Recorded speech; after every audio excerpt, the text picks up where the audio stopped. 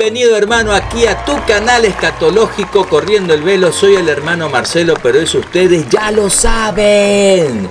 Bienvenidos, tenemos un programa súper especial. Comenzamos con la segunda parte de esta serie El Milenio y vamos a hablar hoy de la resurrección general. ¿Qué dice las Escrituras acerca de la resurrección general?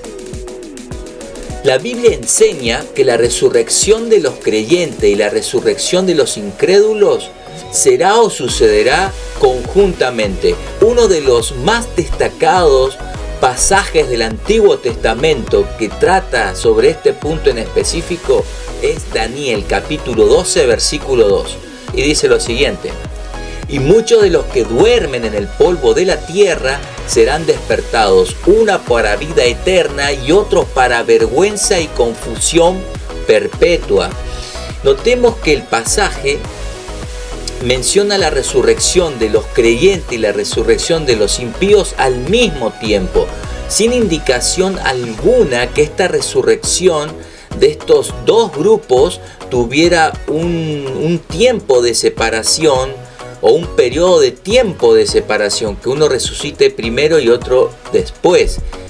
Jesucristo claramente nos va a decir en el Nuevo Testamento, ya dejamos el Antiguo Testamento, nos pasamos al Nuevo Testamento y nos ubicamos en el Evangelio del Apóstol Juan. En el capítulo 5 del Evangelio de Juan vamos a leer los versículos 28 y los versículos 29.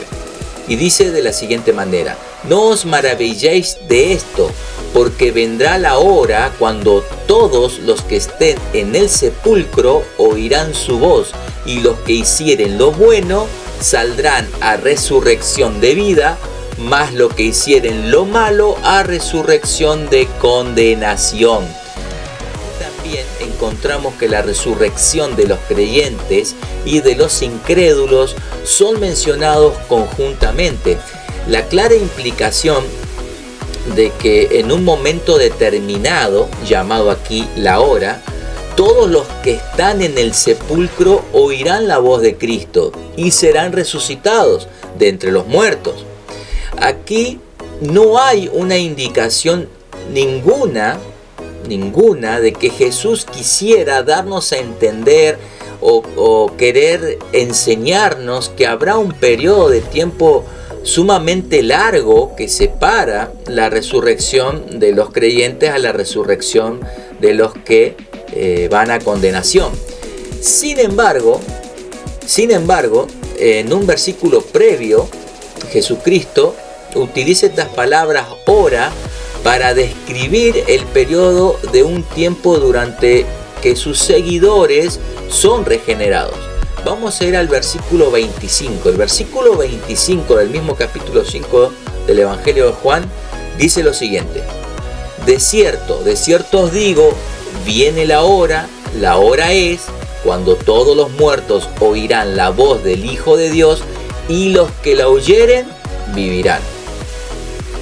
El apóstol Juan utiliza en su evangelio la palabra hora en más de un sentido.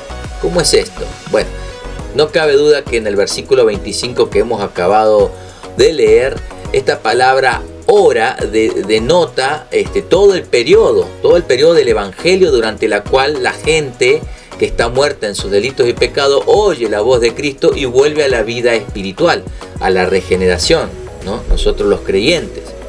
Entonces, uno encuentra un uso similar de esta palabra hora. ¿En qué capítulo? En el capítulo 4. Retrocedemos, estamos en el capítulo 5, vamos al capítulo 4 y nos situamos en el versículo 23. ¿Qué dice el versículo 23? Mas la hora viene, la hora es, cuando los verdaderos adoradores adorarán al Padre en espíritu y en verdad. El pasaje del Evangelio según Juan, esta palabra hora es utilizada en el sentido en un punto específico de tiempo. ¿De acuerdo? En un punto específico de tiempo que no ha llegado todavía. ¿Dónde dice esto? Capítulo 7, versículo 30. Nos situamos ahí y dice: entonces procuraban prenderle, pero ninguno le echó mano. ¿Por qué? Porque todavía no había llegado su hora. Avancemos un capítulo más capítulo 8, vamos a leer el final del versículo 20, o sea, la parte B. Y dice, y nadie le prendió porque aún no había llegado su hora. Entonces acá, esta palabra hora es utilizada en un punto específico de tiempo que todavía no había llegado. Pero también se utiliza en el sentido que ya había llegado. Hay 4 versículos. Capítulo 12, versículo 23. Capítulo 13, versículo 1. Capítulo 16, versículo 21. Y capítulo 17, versículo 1. Nosotros por cuestiones de tiempo vamos a leer uno solo y vamos a leer el capítulo 12, versículo 23. Y dice, Jesús respondió diciendo, ha llegado la hora para que el Hijo del Hombre sea glorificado. Ustedes pueden leer en sus casas en los otros 3 versículos restantes. Entonces vemos que esta palabra ahora es usada en un sentido de tiempo que no ha llegado, pero a la misma vez también según el contexto es utilizado en el periodo, en un punto específico de tiempo que sí ha llegado. Debemos y hay que observar cuidadosamente cada pasaje en el cual Juan utiliza esta palabra para saber exactamente qué es lo que quiere decir con ella. Entonces, comienzo a preguntar, ¿describe esta palabra ahora según el uso que le da en los versículos 28 y 29? Estamos en el capítulo 5, versículos 28 y 29. ¿Describe un periodo de tiempo que podría llegar a durar 1000 años?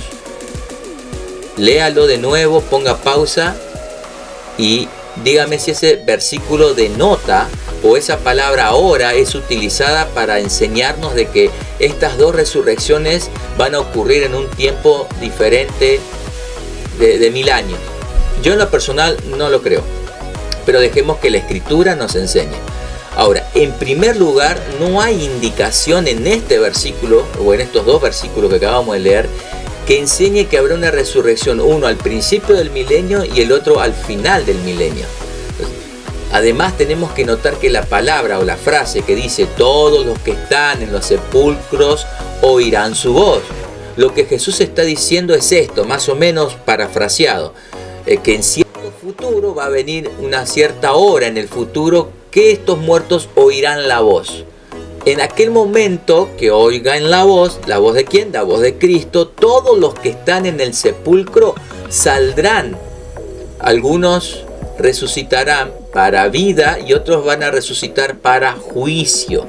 Parecería que la referencia fuese a la resurrección general de todos los que están en sus sepulcros, ¿no?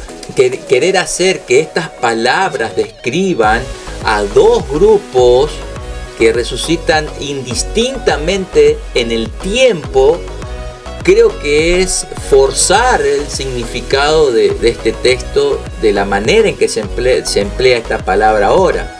Lo que es más, este pasaje afirma específicamente que todos los muertos oirán su voz del Hijo del Hombre. Otro pasaje en el que la resurrección de los creyentes y de los incrédulos son mencionadas de forma conjunta se encuentra en el libro de los Hechos de los Apóstoles, capítulo 24, versículo 15. Hechos capítulo 24, versículo 15. Pablo, en su defensa, para aclarar un poquito el contexto, ante Félix va a decir lo siguiente: él ha sido acusado por los judíos. Entonces está Pablo frente a Félix defendiendo su fe y dice lo siguiente en el versículo 15: teniendo esperanza en Dios, la cual ellos también abrigan. ¿Quiénes ellos? Los judíos que lo estaban acusando. De que de haber resurrección de los muertos, así de justos como de injustos. En el original, en el griego original, la palabra resurrección está en singular y es anastasin. Es una palabra singular femenino, acusativo.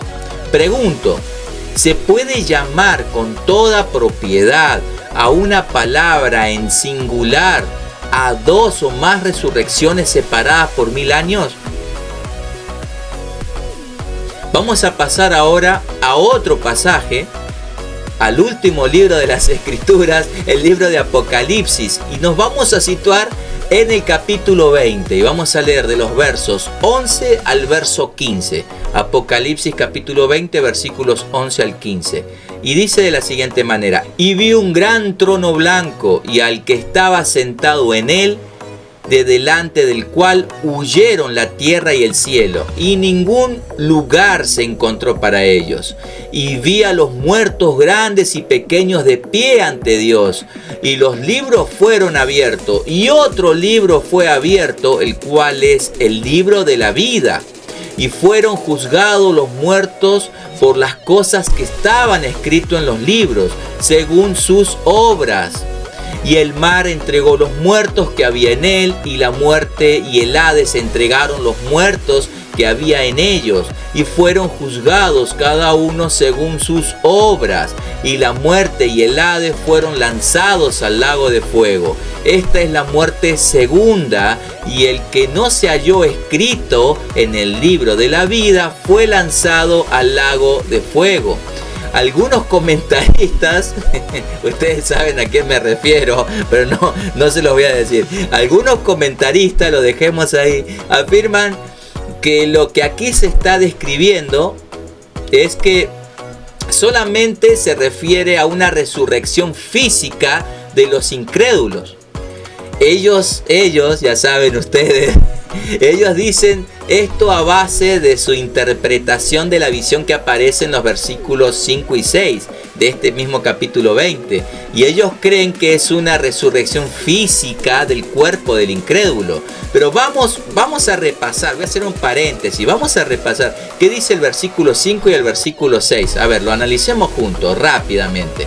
¿Qué dice el verso? Dice: pero los otros muertos no volvieron a vivir hasta que se cumplieron los 1000 años. Esta es la primera resurrección. Bienaventurado y santo el que tiene parte en la primera resurrección. La segunda muerte no tiene potestad sobre estos, sino que serán sacerdotes de Dios y de Cristo y reinarán con él 1000 años. Pregunto, hermanos, ¿cuál es la primera resurrección? Leamos nuevamente, yo no voy a dar mi respuesta, vamos a ir a las escrituras. Vamos a regresar al Evangelio de Juan en el capítulo 5. ¿Qué dice el Evangelio de Juan capítulo 5? Vamos a ir al verso 24. Al final del verso 24. ¿Qué dice el final? Dice: mas ha pasado de muerte a vida. Hermano, hermano, ¿cómo se le llama cuando uno está muerto y luego tiene vida? Resurrección. Versículo 25. Vamos a dejar que la Biblia nos dé la enseñanza. Concepto bíblico. Es resurrección el versículo 24. Vamos a ver qué dice el versículo 25. Dice: de cierto os digo, viene la hora, y la hora es cuando los muertos oirán la voz del Hijo de Dios, y los que la oyeren vivirán. No todos los muertos van a oír. Solo los que escuchan vendrán a la vida espiritual. Acá está denotando dos grupos. Los dos grupos están muertos espiritualmente. Está hablando de todos los muertos. Solamente que un grupo va a oír la voz de Dios. ¿De acuerdo? Entonces solo los que escuchan esa vida espiritual son los que vienen a resurrección espiritual. Aquí los muertos se refiere a toda la humanidad, a todos los hombres. Y los que oyen la voz de Cristo, ¿cómo oyen la voz de Cristo estos muertos espirituales? Que somos nosotros que venimos a pasar de muerte a vida. Mediante el Evangelio, Romanos 10:17, el oír viene, la fe viene por el oír, y el oír por la palabra de Dios. Somos nosotros los creyentes que hemos pasado de muerte a vida. Pero si todavía nos queda alguna duda, vamos a seguir en el contexto. Sigamos ahora en el versículo 28 y 29. ¿Qué es lo que dice? No os maravilléis de esto lo hemos leído al principio. Porque vendrá hora cuando todos los que están en los sepulcros oirán su voz. ¿La voz de quién? La voz de Cristo. Y los que hicieron lo bueno saldrán a resurrección, y los que hicieron lo malo, más lo que hicieron lo malo, saldrán a resurrección de condenación. El pasaje le está hablando aquí a toda la humanidad, creyentes e incrédulos que están muertos físicamente. Llegará un momento que escucharemos su voz, como dice 1 Tesalonicenses 4:16, porque el Señor mismo con voz de mando, con voz de arcángel, con trompeta de Dios, todos seremos levantados al mismo tiempo, uno para vida y otros para condenación eterna. Y esta condenación eterna es la muerte segunda. Esta muerte no aplica a nosotros porque nosotros viviremos por siempre con el Señor. Entonces, los versículos 4 al 6 o 5 y 6 del capítulo 20 de Apocalipsis no trata de la resurrección corporal de los creyentes y de los incrédulos. Habla de la regeneración del creyente, el que ha pasado de muerte a la vida por las misericordias de Dios, porque fuimos escogidos desde antes de la fundación del mundo. Y podemos hablar de la predestinación en esto, pero el punto es que una mala interpretación de los versículos 4 al 6 hace que tengamos una mala interpretación de los versículos 11 al 15 que acabamos de leer. Miremos ahora un poquito más de cerca este capítulo 20 en los versículos 11 y 15 que acabamos de leer. Vamos a analizarlos un poquito después de haber aclarado los versículos 4 al 6. Notemos la referencia que hace al versículo 12. Los muertos grandes y pequeños de pie ante Dios. Dijimos que estos comentaristas, me da gracia, estos comentaristas decían que estos versículos solo tratan de la resurrección de los incrédulos. Por eso es que vamos a refutarlo. Pregunto o les pregunto, ¿por qué debe limitarse estas palabras solamente a los incrédulos? Solamente a ellos. O sea, estos muertos no pueden ser cristianos que han resucitado. La afirmación en el versículo 13 dice de que el mar entregó los muertos que estaban en él. Pregunto, ¿habrá entonces solamente muertos incrédulos en el mar? Lógicamente que no. Afirmación del versículo 13, la muerte y el Hades entregaron los muertos que había en ellos. El versículo 12 leemos que se abren libros en plural. Dice que se abrieron un libro y después se abrió otro libro, que ese segundo libro es el libro de la vida. Entonces yo supongo que el primer libro debe ser de los incrédulos, y esto ya le estoy diciendo yo que yo estoy suponiendo. Es el libro de los incrédulos y el segundo es el libro de la vida. La segunda parte de este versículo 12 dice que estos libros han de contener un registro de lo que hicimos cada uno, de los hechos, de todas las obras que cada uno hizo, están escritos ahí. Pero no hay nada que indique que estos libros contienen solamente material para condenación. No sé si me explico. Generalmente se entiende que el libro de la vida es eso, el libro de la vida, que es mencionado en los versículos 12, en el versículo 15, esta perícopa que hemos leído, se refiere a una lista de los escogidos de Dios. Por eso dice que se abrieron un libro y se abrió otro libro, y ese libro es el libro de la vida. Y para cerrar, digamos, con broche de oro esta perícopa, el versículo 15 dice, y se lo voy a parafrasear, dice que si alguno no era hallado en el libro de la vida, esa persona iba a ser arrojada al lago de fuego. En realidad, pregunto, ¿no? ¿Tendría algún sentido decir, y acá estoy citando el texto, y el que no se halló escrito en el libro de la vida? O sea, ¿tendría alguna razón el escritor de poner este versículo 15 si toda la visión trata solamente de los incrédulos cuyos nombres no estaban escritos en el libro de la vida? Si toda la visión es para los incrédulos, ¿para qué se escribió el versículo 15? Se equivocó Juan, se equivocó el apóstol. La Biblia enseña que todos los creyentes serán resucitados en el momento de la segunda venida de nuestro gran Dios y Señor Jesucristo. Voy a mencionar solamente 2 versos de los cuales creo yo que son los más polémicos, ¿de acuerdo? Y de ahí lo vamos a ir debatiendo. El primero es 1 Tesalonicenses capítulo 4 versículo 16, y dice de la siguiente manera: porque el Señor mismo con voz de mando, con voz de arcángel y con trompeta de Dios, descenderá del cielo y los muertos en Cristo resucitarán primero. Segundo verso, Primera de Corintios capítulo 15 versículos 23. Pero cada uno en su debido orden. Cristo las primicias, luego los que son de Cristo en su venida. Uno de los argumentos que tienen estos comentaristas, que ustedes ya saben, es que dicen que en estos pasajes, o en ninguno de estos dos pasajes, mencionando estos dos, en ninguno de estos dos pasajes mencionan a los incrédulos.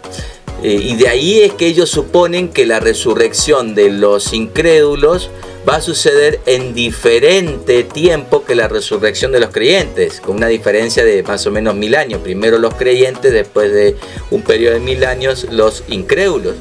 Pero la razón por la que el apóstol Pablo no menciona a los incrédulos en ninguno de estos dos pasajes, el apóstol Pablo se está ocupando solamente de la resurrección de los creyentes.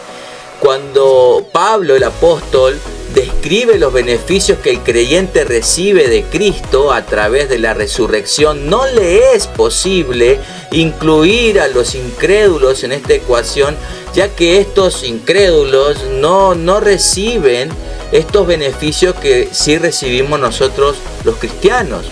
El hecho de que el apóstol Pablo no menciona a los cristianos en ninguno de estos dos pasajes que acabamos de leer no prueba que los incrédulos no resucitan de los muertos en distinto tiempo que los creyentes. No está probando que hay una separación de tiempo. Ahora, veamos 1 Tesalonicenses capítulo 4 versículo 16. Al final del pasaje dice, los muertos en Cristo resucitarán primero. Y estos comentaristas sostienen que la expresión resucitarán primero significa que los creyentes serán resucitados antes que los incrédulos. Pero al interpretar este pasaje están cometiendo un error hermenéutico. ¿Por qué? Por la sencilla razón que están entrando al texto con un preconcepto erróneo, pensando que el contexto es el contraste entre la resurrección del creyente versus la resurrección del incrédulo. Y como no se mencionan los incrédulos, entonces caen en cuenta o suponen que hay dos resurrecciones separadas por un periodo de tiempo, siendo que el contexto inmediato del pasaje es entre la resurrección de los muertos en Cristo, de los que ya estaban muertos en Cristo, versus el arrebatamiento del creyente que aún está vivo cuando venga la parucia del Señor. Pablo está diciendo a los tesalonicenses que la resurrección de los creyentes muertos precederá en el momento de la parucia a la transformación y al arrebatamiento de los cristianos que estén vivos en ese momento.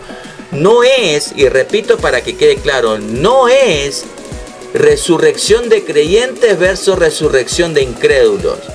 Es la resurrección de los que ya están muertos en Cristo versus, en contraste, de los creyentes que todavía están vivos cuando Jesucristo venga en su parucia. Esa era la duda que tenían los tesalonicenses y era la pregunta a lo cual el apóstol está respondiendo.